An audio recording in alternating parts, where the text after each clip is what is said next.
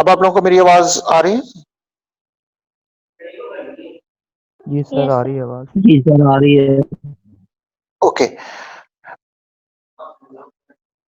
तो सबसे पहले मैं आप लोगों को बुक दिखा देता हूं कि कौन सी बुक हम फॉलो करेंगे। जी, स्क्रीन इस वक्त नजर आ रही है आपको? यस सर, आ रही है नजर। यस सर, आ रही। ओके, जी तो सर, आ रही ये है बुक नजर। मैंने आप लोगों के साथ पहले शेयर करी होगी, शायद ना हुआ तो मैं अब दोबारा कर दूंगा। ये इन्वायरमेंटल फिजिक्स है। ऑथर नेम आपको नजर आ रहा होगा, बॉयकर और ग्रोंडेल।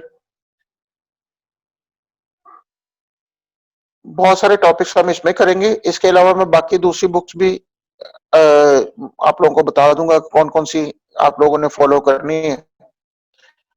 तो होपफुली आप लोग बुक के साथ साथ इंटरनेट और दूसरे जो आपके पास रिसोर्सेज हो सकते हैं उनको आप करते हुए इंशाल्लाह कवर कर लेंगे। तो यहाँ पे जो पहला चैप्टर है इसका, वो बेसिकली इंट्रोडक्शन है सारा जो हम इस चीज में कवर करेंगे कि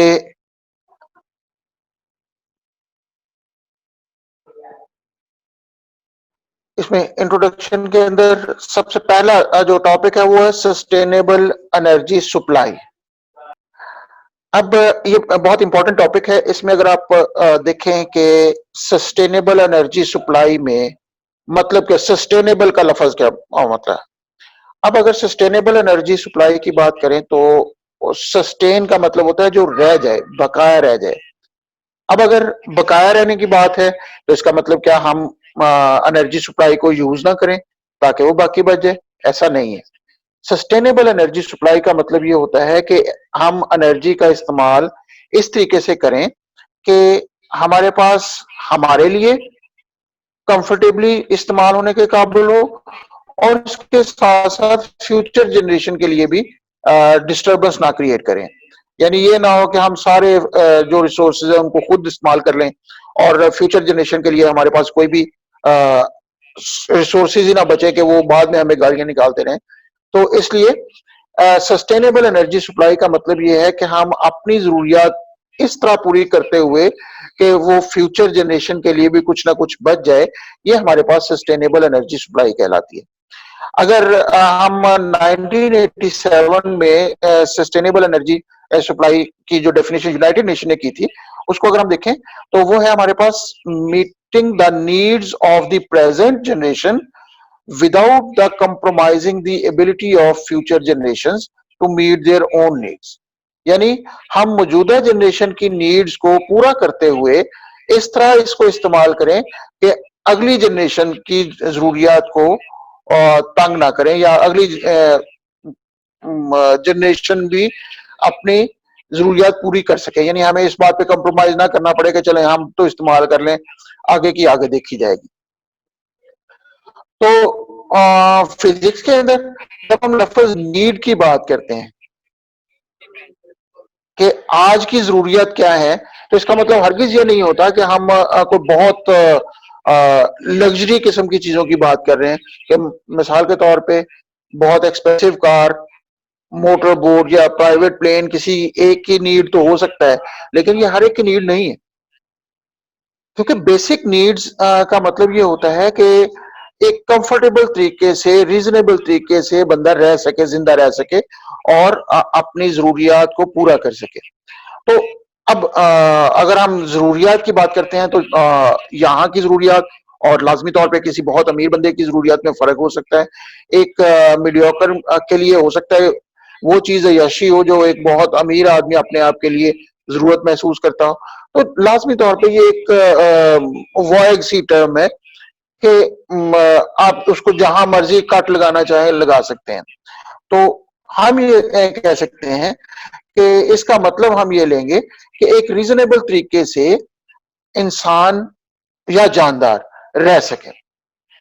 अब सस्टेनेबल एनर्जी सप्लाई से मुराद जो 1987 में डेफिनेशन अडॉप्ट की गई वो कुछ इस तरह है कि a sustainable energy supply will meet the energy need of the present generation without compromising the ability of future generation to meet their own energy needs। जो हमने पहले बात की कि एनर्जी नीड्स को कंप्रोमाइज किए बगैर वो फ्यूचर जनरेशन की एनर्जी भी कंप्रोमाइज ना हो, एनर्जी नीड्स कंप्रोमाइज ना हो। The environmental consequence of energy conversion should be such that the present and future generation are able to cope। अब होता क्या है कि हम एनर्जी यूज करते हैं, एनर्जी का जो मेजर सोर्स अब तक हम यूज कर रहे हैं वो फॉसल फ्यूल्स हैं। अब लाजमी तौर पे अगर हम फॉसल फ्यूल को बर्न करते हैं, फॉसल फ्यूल को यूज करते हैं एज एनर्जी ए सोर्स, तो उसके बहुत सारे कॉन्सिक्वेंसेज हैं। हमारे इन्वायरमेंटल डिग्रेडेशन उसमें एक बहुत बड़ा कॉन्सिक्वेंस है। इसके अलावा और भी बहुत सारे हमारे पास ऐसे कॉन्सिक्वेंसेज हैं जो शायद हमारे हद तक तो इतने वर्ष ना हो, लेकिन फ्यूचर जनरेशन में आके वो सारा कुछ तबाह कर सकते हैं। तो इसका मतलब ये है कि हम फॉसल फ्यूल या जो भी एनर्जी सोर्सेज हैं उनको इस तरीके से हम यूज करें कि वो इन्वायरमेंटल डिग्रेडेशन का बायस ना हो, और ये डिग्रेडेशन इस लेवल तक न चले जाए कि जो काबिल बर्दाश्त ना हो। तो इसलिए हम सस्टेनेबल एनर्जी सप्लाई के साथ उसके कॉन्सिक्वेंसेस की भी बात करते हैं। ये वो कॉन्सिक्वेंसेस हैं जो फ्यूचर में हमारी जनरेशन को भुगतना पड़ सकते हैं, या जो हमारे फोर फादर्स हैं उनके जो यूजेस थे उनकी वजह से जो इफेक्ट हुए ऑन टू द इन्वायरमेंट वो शायद हमें भुगतना पड़ रहे हैं। तो सस्टेनेबल एनर्जी सप्लाई में ये दोनों चीजों का ख्याल रखा जाता है कि हम मौजूदा जरूरियात को इस तरह पूरी करें कि वो भी पूरी हो जाए और उनके कॉन्सिक्वेंसेस इस तरह ना हो कि फ्यूचर जनरेशन उनको पूरा ना कर सके। और पूरा ना कर सकने का मतलब क्या होगा कि वो अल्टीमेटली अपने एनवायरनमेंट में उनकी सस्टेनेबिलिटी मुश्किल हो जाएगी, या इस तरीके से हम कह सकते हैं कि वो और शायद अपने आप को सरवाइव ना कर सकें। जी, आप में से कुछ लोगों ने हैंड रेज किया है। जी, मोहम्मद अफजल, आप कुछ कहना चाहते हैं? जी, 132 रोल नंबर, आप कुछ कहना चाह रहे हैं? यस सर, मैंने एक क्वेश्चन करना है यहाँ पे। जी जी सर, मैंने पूछना था कि फॉसिल फ्यूल्स का तो हमें नुकसान है ही है, मतलब ठीक है वो हम लोग यूज करते हैं उसकी एनर्जी को, लेकिन सर उसका हम उसे किस तरह से इस तरह से इस्तेमाल कर सकते हैं कि वो हमें नुकसान ना पहुंचाए, क्योंकि सस्टेनेबल में हम लोग कह रहे हैं कि फॉसिल फ्यूल्स को हमने इस तरह से इस्तेमाल करना है कि वो हमें नुकसान ना पहुंचाए या नुकसान का बायस ना बने फ्यूचर जनरेशन के लिए या हमारे लिए। तो सर फॉसिल फ्यूल्स एक तो वो नुकसान का बायस भी बन सकते हैं, और दूसरी बात सर फॉसिल फ्यूल्स तो खत्म होने वाली चीज है, लाइक वो दोबारा उनकी प्रोडक्शन तो इतनी ज्यादा नहीं है। लेट्स सपोज कि हम लोग फॉसिल फ्यूल्स को यूज कर रहे हैं, तो क्या वो फ्यूचर जनरेशन के काम आएगी? जी, मतलब बहुत वो तो खत्म अच्छा हो क्वेश्चन। जाएगी। जी, डेफिनेटली बहुत अच्छा क्वेश्चन है। अच्छा, यहाँ पे एक चीज जो कंफ्यूजन है वो ये है, मैंने ये नहीं कहा कि फॉसल फ्यूल को इस्तेमाल नहीं किया जा सकता या करना नहीं चाहिए। एक लिमिटेड वे में हमें फॉसल फ्यूल का इस्तेमाल करना होगा। हम इस तरह यूज करें कि उसके जो आप उसको रिप्लेनिशमेंट जो है वो तो डेफिनेटली उस रेट से नहीं हो सकती जिस रेट से हम उसको इस्तेमाल कर रहे हैं, लेकिन उसके जो आफ्टर इफेक्ट्स हैं या आप कह लें उसके जो कॉन्सिक्वेंसेज हैं उनको हम मिनिमाइज कर सकते हैं। मिसाल के तौर पे ये आजकल भट्टे वालों को ये कहा जाता है कि आप लोग वो नई टेक्नोलॉजी जिगजैग टेक्नोलॉजी इस्तेमाल करें। रीजन क्या है?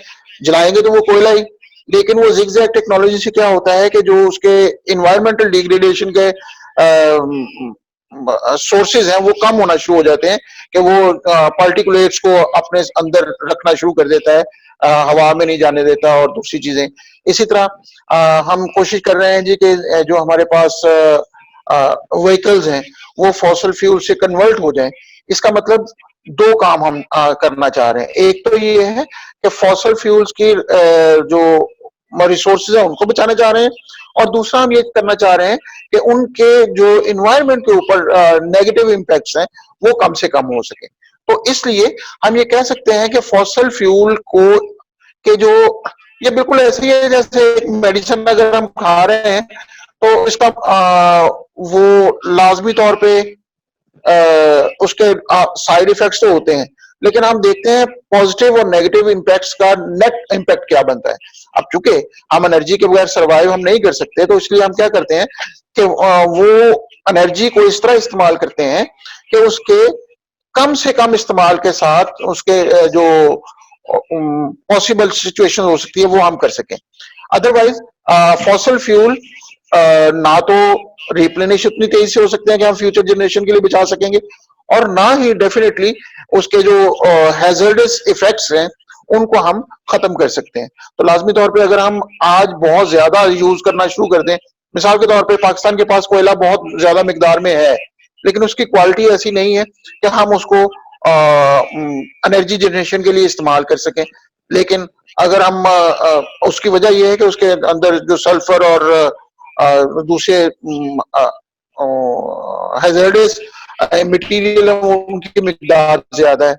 अगर हम जिद करें जी कि नहीं हमने तो हमारे पास ये एनर्जी सोर्स है हमने तो इस्तेमाल करना है, तो इसका इफेक्ट क्या होगा कि बहुत जल्द हमारा अपना मुल्क, हमारे जो दूसरे इर्द गिर्द के मालिक हैं वो सारे के सारे उससे इफेक्ट होंगे। तो इससे ये होगा कि वो सस्टेनेबिलिटी जो हमारे पास खत्म हो जाएगी, इन द सेंस कि हम उसमें शायद उस इन्वायरमेंट में ही हम रहने के काबिल नहीं रहेंगे जो हमें चाहिए होता है एक नॉर्मल लिविंग के लिए। तो इसलिए फॉसिल फ्यूल या किसी भी फ्यूल का इस्तेमाल इस तरह करना कि उसका इम्पैक्ट इन्वायरमेंट के ऊपर नेगेटिव इम्पैक्ट कम से कम हो, और उसके साथ साथ वो हमारी जनरेशन के साथ साथ जब तक जरूरत पड़े उन चीजों की वो अगली जनरेशन के लिए मौजूद भी रहे। तो ये हमारे पास सस्टेनेबल एनर्जी सप्लाई का मतलब होगा जी। 131 सॉरी कौन था, अलिशबा थी शायद ना, बात समझ आ गई? 730 जी जी, थैंक यू सर। जी बेटे, तो अब नेक्स्ट बात करें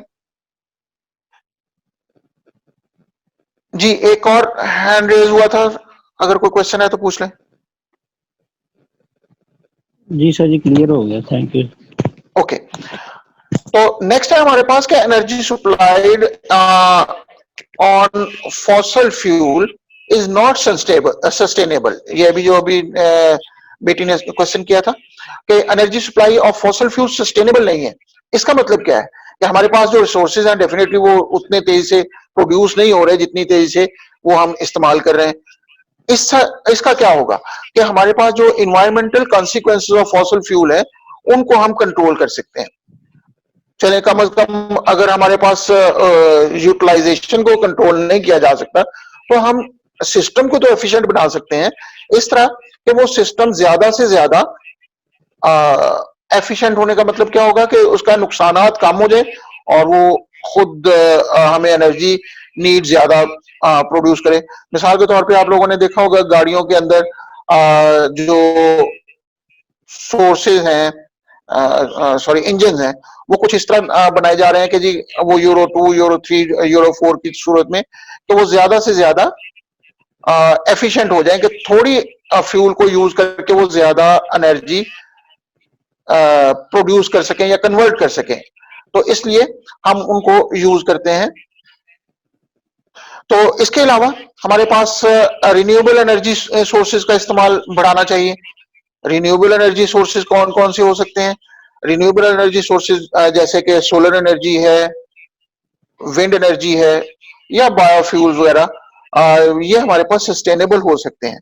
सोलर एनर्जी आप लोग जानते हो, सन से जो एनर्जी हासिल हो रही है हम बहुत अब इस्तेमाल कर भी रहे हैं।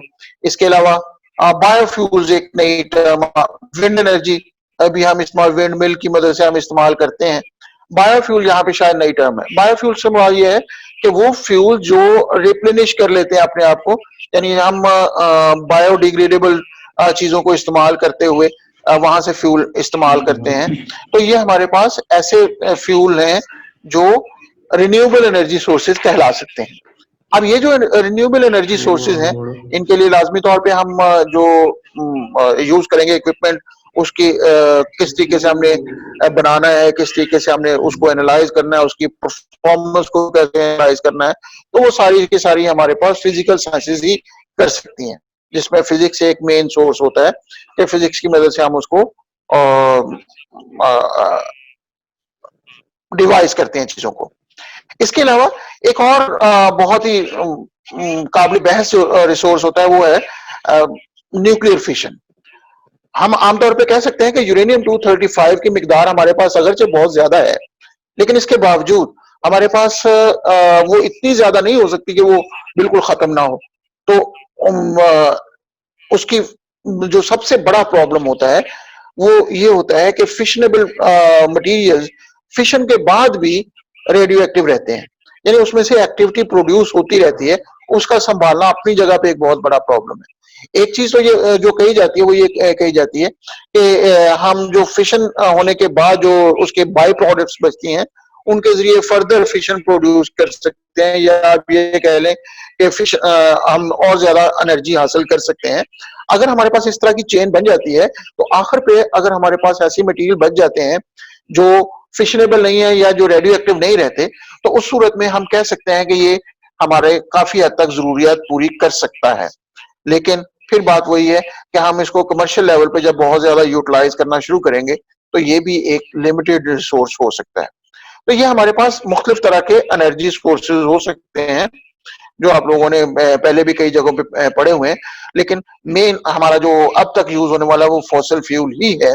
तो इसलिए हमारा जो मेन फोकस होता है इस तमाम चीज के लिए वो ये होता है कि हम किस तरीके से एनर्जी को यूज करें, या एनर्जी कन्वर्जन जो प्रोसेस है वो किस तरह एफिशिएंट बनाया जाए कि उसके इन्वायरमेंटल इम्पैक्ट कम से कम हो। इवन जब हम किसी जगह पे सोलर प्लांट भी लगाते हैं कि बहुत ज्यादा सोलर प्लेट्स हमने लगाई हैं, तो उसका भी इन्वायरमेंट पर एक इम्पैक्ट होता है, क्योंकि वहां से हम दरख्त काटेंगे, उसको ग्राउंड बनाएंगे, प्लेन होगा, वहां पे लाजमी तौर पे जो वाइल्ड लाइफ होगी वो भी कम हो जाएगी। इवन के घरों के पास भी अगर है ग्रीनरी कम होगी, और अल्टीमेटली परिंदे और दूसरे जानदार वो भी कम हो जाएंगे, तो ये भी एक इकोसिस्टम पर बैड इम्पैक्ट होता है।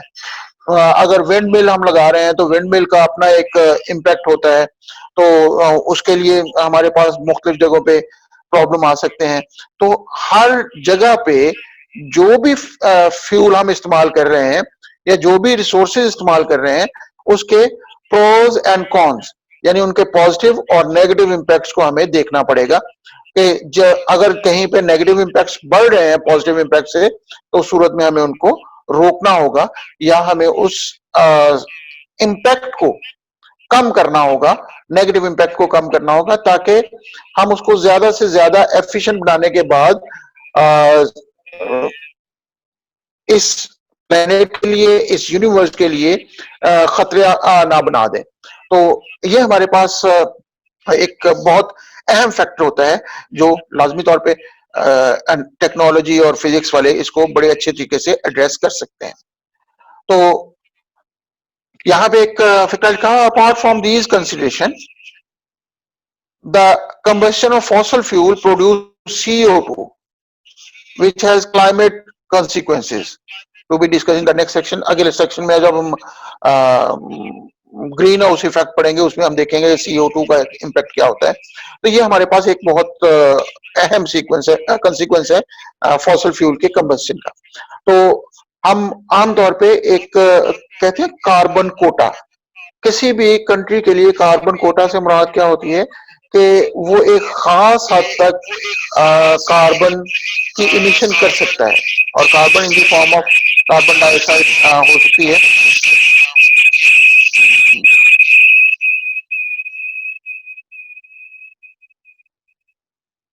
तो यहाँ पे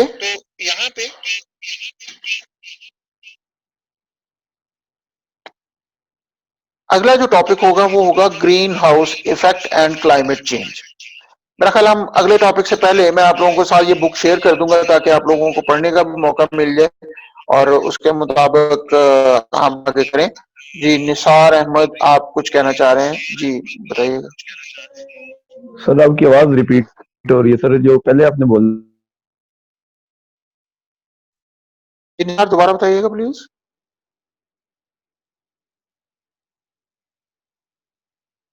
सर उसको रिपीट कर दें, समझ गया सर। किसको? सर अभी जो आपने बात की है ना सर, ये सेक्शन 2 से पहले जो आपने अभी सर कुछ कहा है ये सर। मैंने कहा था कि किसी